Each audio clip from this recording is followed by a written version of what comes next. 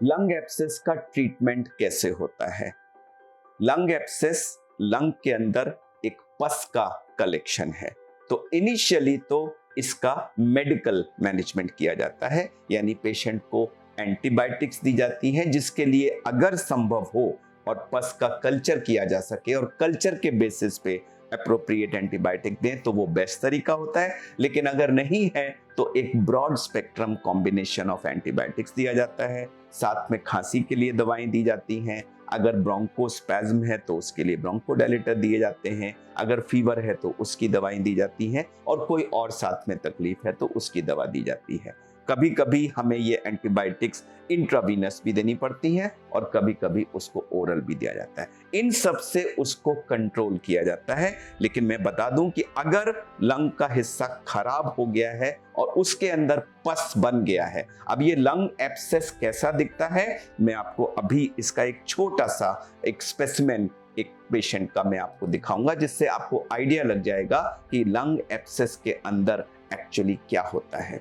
अब इस वीडियो को देख करके आप देखिए इसमें किस तरह से पस निकल रहा है। यह पस आप सोच सकते हैं किसी भी एंटीबायोटिक के द्वारा सूख नहीं सकता। तो इनिशियली हम एंटीबायोटिक देते हैं, लेकिन फिर बाद में इन पेशेंट्स को शल्य चिकित्सा यानी चेस्ट सर्जरी के द्वारा जो abscess containing area of the lung है उसको निकलवाना पड़ता है। यानी लंग एब्सेस का जो फाइनल क्यूरेटिव ट्रीटमेंट है वो सर्जरी द्वारा एब्सेस कंटेनिंग एरिया, अब चाहे वो सेगमेंट हो, चाहे वो लोब हो या वो लंग हो, उसको निकलवाने से ही इसको क्योर किया जा सकता है। प्रायः यह ओपन सर्जरी होती है, क्योंकि ऐसे पेशेंट्स में अंदर काफी लंग इधर उधर चिपका होता है। कभी कभी इसको दूरबीन की सर्जरी के द्वारा भी एक्सपीरियंस सेंटर्स पर किया जा सकता है।